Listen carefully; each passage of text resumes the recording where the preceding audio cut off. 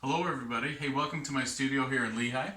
What we're going to do in this lesson is show you how to take some common thing around the house and put it down, put some light on it, get some good shadows, and then I'll show you how I want you to draw that up. Okay, so what we want to do is turn off the lights as much as possible. It just depends what you have going at your house there, how dark you can get stuff. But you just want to, get to where you have some kind of low light at least behind it. And then what you want to do is find a light source and shine some light on the object.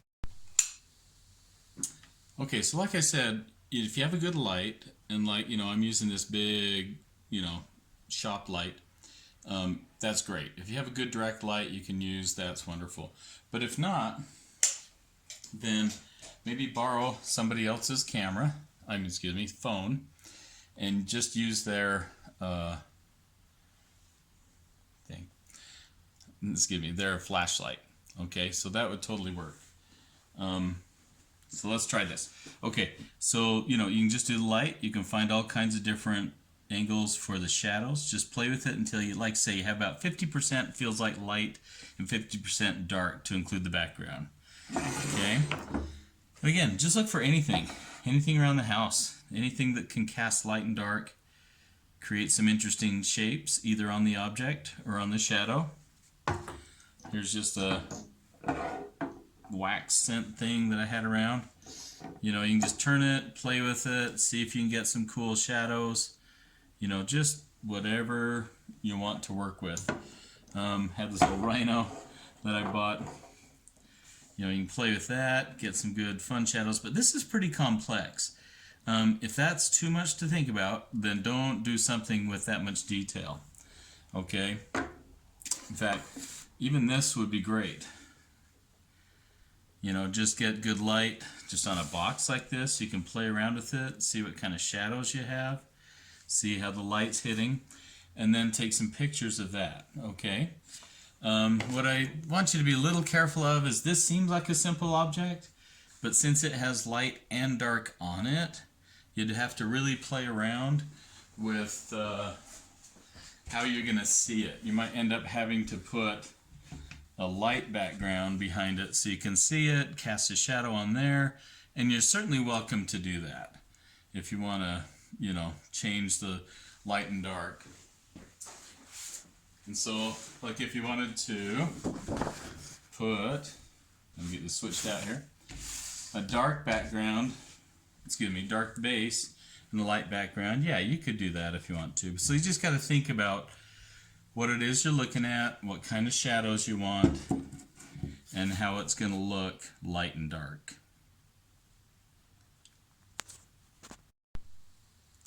Okay guys, hey, good to see you again, and now I'm going to show you what to draw with your reference, okay, or how to go about it.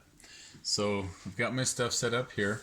So I've got my printout of my picture that I took and my paper ready. That's all you really need. Right now we're going to do pencil and eraser. You could do charcoal. If you know how to use charcoal or want to venture into charcoal, that's great. But I'll just show in pencil since that's all we've done so far. Now, if you don't have a printer or can't print it up, don't worry. You could just use your phone or your device or whatever. But I love to have a printout, and that way I can put it wherever. You can do it just on your tabletop and draw, whatever. But I just have this set up so I can do it here. Okay, so first thing first is remember to do drawing control, right? How big is this whole thing? I'm not going to take a lot of time on that this time, but I'm just going to run through it real quick. So my whole image is about that tall, or my whole object, I should say. Oh, and it's really almost the same width, which means I can just go square, right? With boxing it in. Okay, so I could go bigger, but let's just do that. Okay, so that's what I'm going to use for my top and bottom lines, right? And then I know that it's the same width as height, pretty much, real close. So I'm going to do that here. See if I get that. Okay. So I just want to set that up really quick. You guys remember that, hopefully. Box it in. Doesn't have to be a square unless it is square, right? So it could be a rectangle with another object. Okay, so that's where it's going to sit. And then remember, you can do anchor points, right? And that, I'm just going to do this pretty quickly. I'm going to assume that anchor point I can kind of eyeball in, maybe about right there, that top point. That edge right there, I'm going to measure 2.5.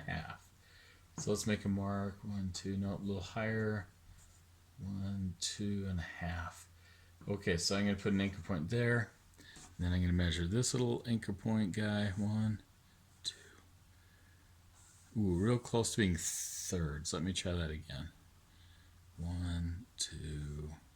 Yeah, real close to being thirds. So I'm going to divide this into thirds and make that an anchor point down there.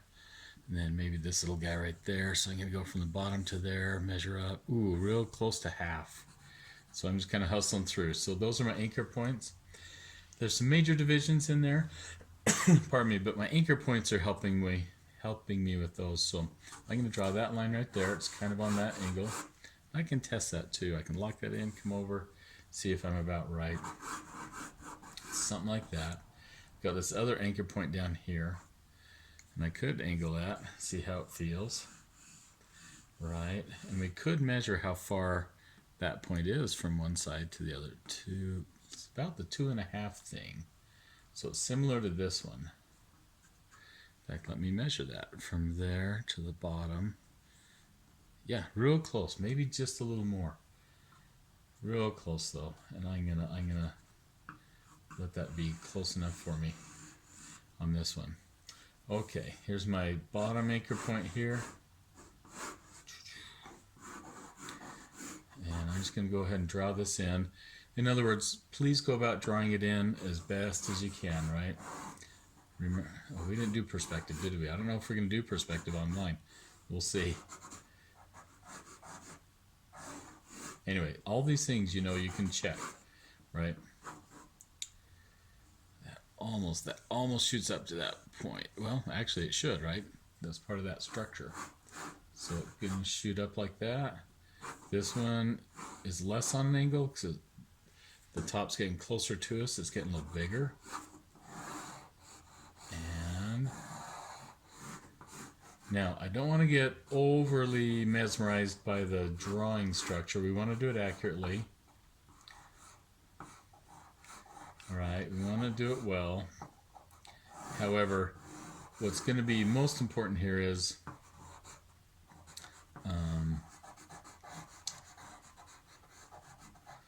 okay, just kind of get it drawn in, all right? And what I did on this, by the way, you guys, is I had it on my phone, and I just went into my edit on this picture, and I cropped it smaller, and I put a filter on it. Can't remember what it was called, but you can see the little filters, but it just made the darks darker, okay? So that's what I did just on my phone. I did a filter, and I cropped it in to make it more of a small composition or a larger object in the composition. Okay, so now you guys, I just kind of have it drawn in. Now here's the important part. I want you to find the lights and darks.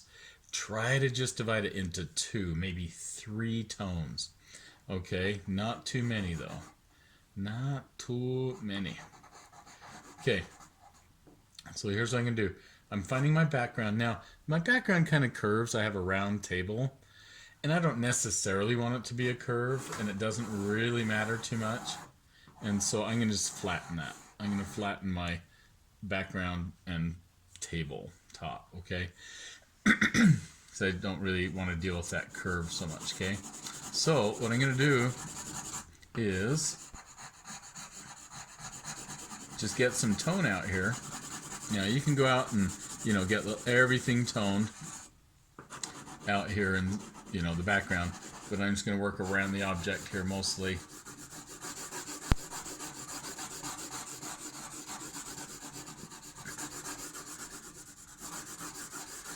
And just get that tone in there. Okay, well during this part here, what I'm doing is just basically blocking in all the darks. Just getting tone in there. Nothing pretty, just blocking it in. What you want to do is look at your source and decide, what is shadow or what is dark, and just block that in. So you have to make decisions on the object itself because there's a lot of different grays. Just remember too, as you block this in, that shadows um, are objects, right? They can be measured. The angles can be checked. You can do anything with shadow shapes that you can with object shapes. Block those in, and also what you want to do is marry together um, all the darks that you can.